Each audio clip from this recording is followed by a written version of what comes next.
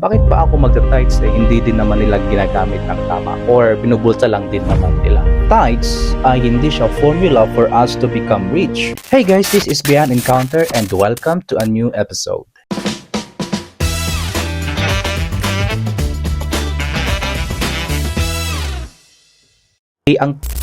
For today, ang topic natin ay tithes. And pag ito yung pinag-uusapan, very sensitive and serious na issue ito dahil for most of us, naka-experience na ng mga iba't ibang klaseng experience when it comes to tithes and offering as a Christian.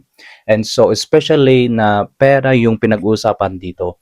And so, for most of us, ang dami natin din question na ginagamit ba talaga ng church yung pera na binibigay natin, yung tithes natin, napupunta ba talaga sa mga nangangailangan, ginagamit ba talaga for mission to advance God's kingdom, di ba? But for some of us, nakikita rin natin some churches na walang nangyayari sa church that the money na nalilikom, di ba, is binubulsa lang ng ibang leaders, they corrupting it, they are using for their personal gains, di ba? That's why a lot of people nakakaroon din ng idea na bakit pa ako magta-tithes hindi din naman nila ginagamit ng tama or binubulsa lang din naman nila. And so these are the things na pag-usapan natin as we go further. And so bago tayo magpatuloy, 'di ba? Kailangan muna natin kasing makita at maintindihan saan ba talaga nanggaling yung tithes or paano ba nagsimula yung tithes.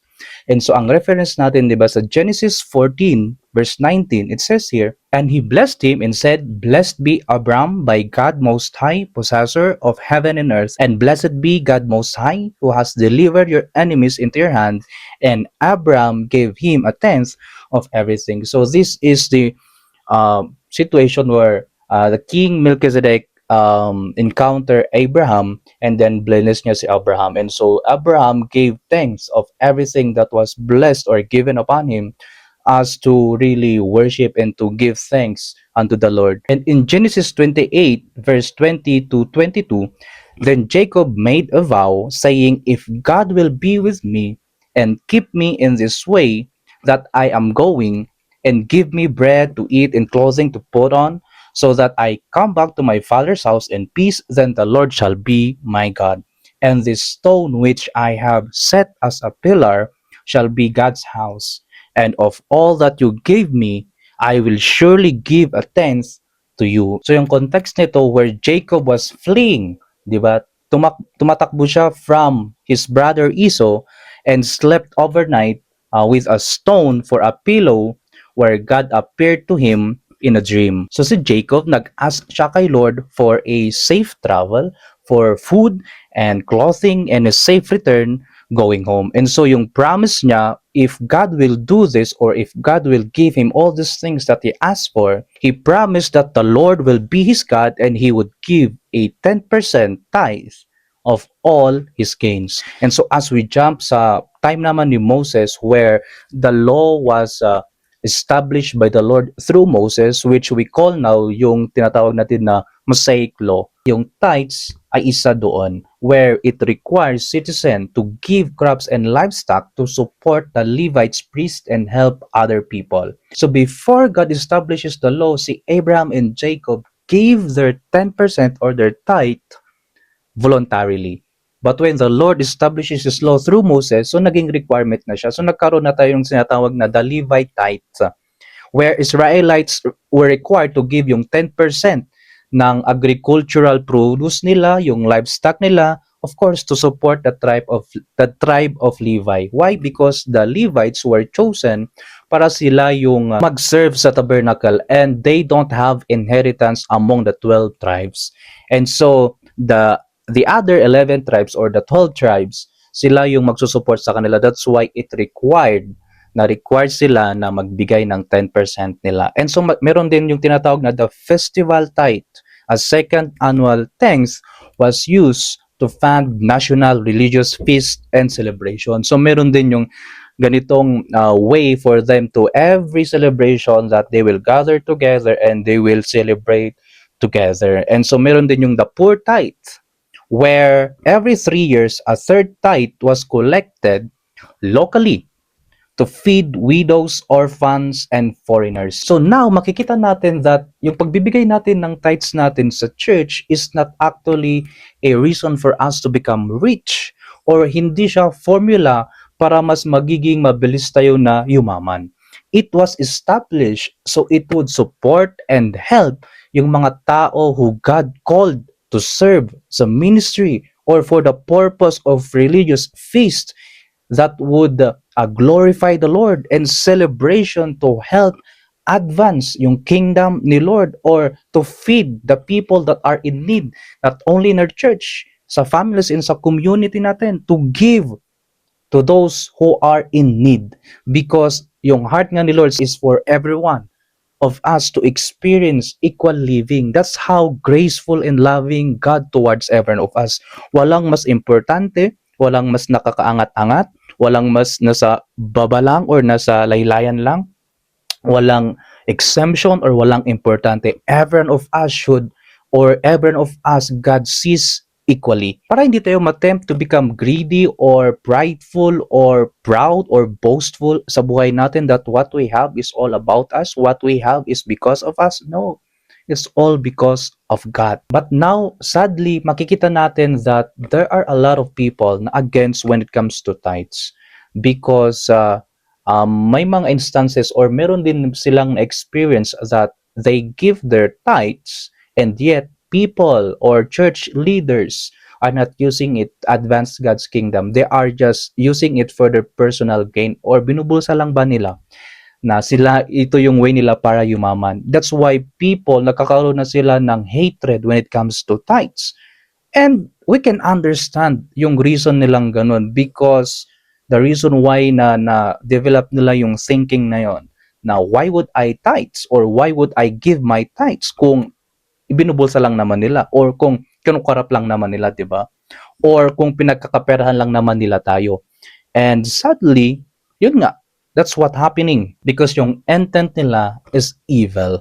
Well, let's make it clear again that tithes ay hindi siya formula for us to become rich, but all along, it's your worship, your honor, your praise unto the Lord. Glorifying the Lord for entrusting us with so much wealth and abundance or possession, and it should be used to bless others as well and to advance God's kingdom more and more. So whatever we have now, the things that we have, either money or material things or people or relationship or possession, as ourselves, are all these things are glorifying the Lord? Or am I just using it for my personal gain for my advantage? It should be glorifying the Lord. And so that's the Old Testament way of tithing. Required talaga because God establishes that through the law. And so how about now in the New Testament? Dahil marami sa atin claiming na wala naman na tayo sa law eh, di ba? Wala naman na tayo sa Old Testament. We are not living anymore in the Old Testament way or under the law. We are now under the grace. Di ba? So, pero ano nga ba yung tinuturo ni Jesus when it comes to tithes in the New Testament? So as we read and study yung New Testament when it comes to tithing, hindi naman talaga natin makikitain na tinuro ni Jesus sa mga tao niya or sa mga disciples niya or obliging them to give their tithe. Instead, pinakita niya at tinuruan niya yung mga disciples niya not to tithe but to give. Meaning, yung term nagkaroon na ng change from tithing to giving because tithing was part of the law. So it would be mandatory, but in Jesus' time, sa time ni Jesus, with his disciple, it is more of giving. Why? Because it is under the grace that we are talking about a while ago. So yung difference, makikita natin that it's not mandatory anymore or it's not obligation for us to do, but it is a willingness and a heart check in worshiping and following the Lord Jesus. Pero merong isang situation where Jesus confronted yung Pharisees sa book of Matthew when it comes to tithes. Sa Matthew 23 verse 23, sabi niya, "Woe to you, teachers of the law and Pharisees, you hypocrites." Very, very big word to dahil ang kinonfront the Lord, the Pharisees, teachers of the law, meaning they are the people of the church, leaders of the church, the Pharisees who know the law better than anyone else. At sabi ni Lord sa kanya, "You hypocrites," di ba? "You give a tenth of your spices, mint, dill, and cumin, but you have neglected the more important matters of the law, justice, mercy, and faithfulness. You should have practiced the latter without neglecting the former. So, meaning these people of the law or the Pharisees, they are imposing the law or the tithes and offering, they are requiring things. They are requiring things through these tithes and offering, and yet they neglect the most important message of the law na sinasabi ni Jesus, which is justice, mercy, and faithfulness. So it's useless for us to impose or to do the things about the law without carrying or without really living out yung mercy and grace ni Lord, yung faithfulness ni Lord. Jesus pointed out that they failed na ipakita yung totoong mercy, yung care to the poor, or act with true justice and faith. So it's very clear, makikita natin dito that the Pharisees or the teachers of the law or the leaders are taking advantage yung law of tithing from people, neglecting yung pinaka-essence or yung heart ng law. And so sadly, makikita rin natin na ganito yung nangyayari to other churches, that they are taking advantage yung tithes and offering, binubulsa nila, ginagamit nila sa sarili nilang kapakanan without really imposing or doing yung heart ng law, or even not using all the things or the tithes to advance God's kingdom. But now we see in the New Testament that Jesus came. One of the reasons why Jesus came is to fulfill the laws and prophets. He did not abolish the law. Finulfill niya ito. Meaning, even yung tithing na part ng law was already fulfilled by Jesus. That's why now, ang kinukuman ni Lord sa atin is to give. When we say giving, it is more voluntarily or voluntary and not mandatory. Hindi siya yung mandatory strict type of law na parang yung Old Testament way. But it is more of really yung openness natin, yung worship natin through giving. That's why Jesus says in Luke 6 verse 38, give and it shall be given to you. And in Luke 6:30, sabi niya dito, give to everyone who asks you. Give to everyone who asks you. And if anyone takes what belongs to you, do not demand it back. And in Mark 12 verse 43 to 44, all of us or ang dami sa atin na familiar sa verse na to, where the poor widow give yung kung ano na lang yung meron siya. 'Di ba? Yung coin na meron siya, binigay niya. Yun lang yung meron siya na pwede niya sanang gamitin para ibili ng pagkain or whatever she need. But he gave it unto the Lord. That's why Jesus praises this poor widow, because she gave more than the rich people are giving, even those people are giving much. But this poor widow, he gave all that she has. And in 2 Corinthians 9:7, sabi ni Paul, each of you should give what you have decided in your heart to give, not reluctantly or under compulsion, for God loves a cheerful giver. Take note, everything that we are reading is more of giving. We are to give to the poor. We are to give to church. We are to give for the Lord. Diba?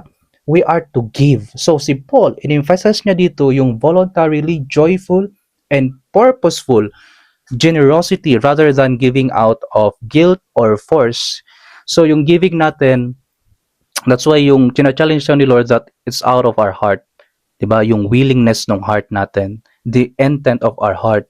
Yun yung titignan ni Lord. Hindi na yung value nung or gaano karami yung ibibigay mo, but it's our heart. Kasi kahit man na magbigay tayo sa church or tutulong tayo sa ibang tao, if there's still pride in us, if there are still issues or mabigat yung heart natin in giving, sabi ni Lord, wag na lang tayong magbigay, because if we do that, it is useless. God will not honor our heart, or God will not honor our giving, because our heart is not right with Him. So now yung tithes, we have to be clear that it's not like before na very mandatory or strict na kailangan gawin natin, but it is more giving freely and willingly unto the Lord, to the ministry, to advance it further, to the people that are in need, wholeheartedly, without grudges in our hearts, helping them in any way we can, not only in monetary matters, hindi lang patungkol sa pera, but as well as yung time natin that we are to give to people or unto the Lord, or in the church, to serve in the church, to serve other people. Even our skills and talent, we are to give all those things. Diba? That's why our giving is not only be about money, but it's all about our life, our time unto the Lord and unto other people. It is not about giving yung 10% and then yung 90% is sa atin na. No, walang percentage dito. Masasabi natin na binigyan na natin yung 10% o yung 90% is okay na sa atin na yun. Lahat na yun para sa atin. No, because yung reality is yung 100% natin should be given unto the Lord. 'Di ba? Yung 100%, yung kabuuan natin, dapat ibigay natin kay Lord to praise Him, to honor Him, to thank Him. It is how are we going to give God the glory in our 100% yung wealth and possession natin because God doesn't owe us anything. That's why everything of us should be given unto the Lord. Take note, everything of us should be given unto the Lord. Diba? Kaya nga sabi ko kanina, Jesus came to fulfill the law and prophet. He lived the life that we should have lived, died the death that we should have died, and in 3 days, He victoriously rose from the death. Kaya sabi ko rin kanina, diba, that part yung law na finulfill ni Lord is tithing.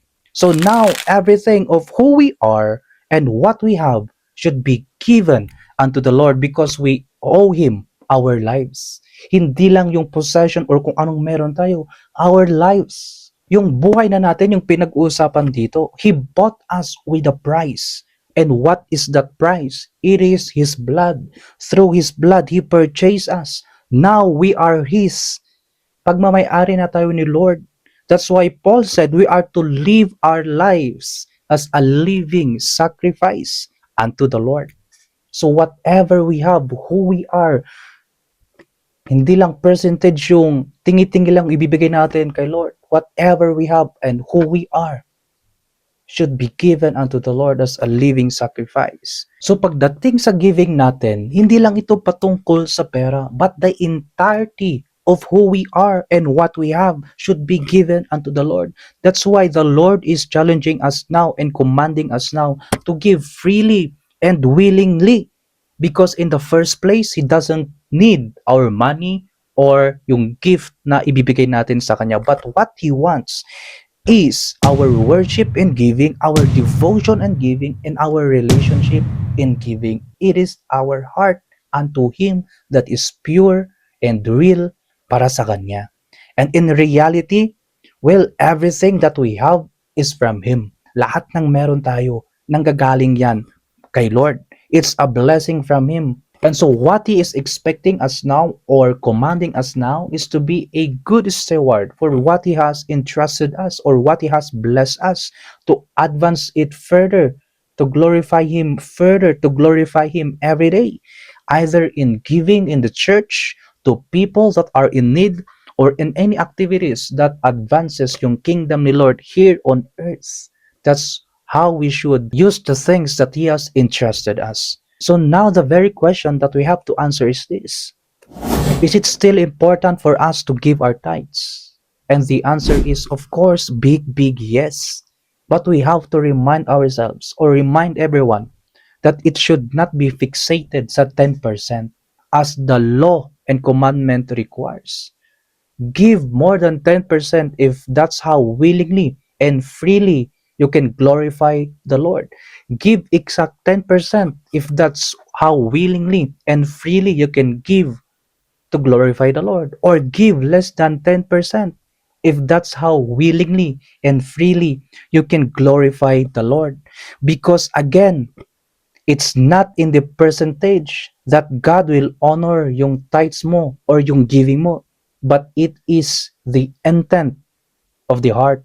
Ano yung nilalaman ng puso mo? Because God sees our hearts. And so to be clear again, the blood of Jesus forgives us, cleanses us, bought us, so we will be with Him for all eternity. Meaning, we are to offer the entirety of who we are. Our money, yung wealth natin, yung possession natin, yung friends natin, even yung family natin, should be given unto Him, to glorify Him and to thank Him because He entrusted us with all these things that we have here on earth. We are not only talking about money, but all the things that God entrusted us, we are to glorify the Lord with it.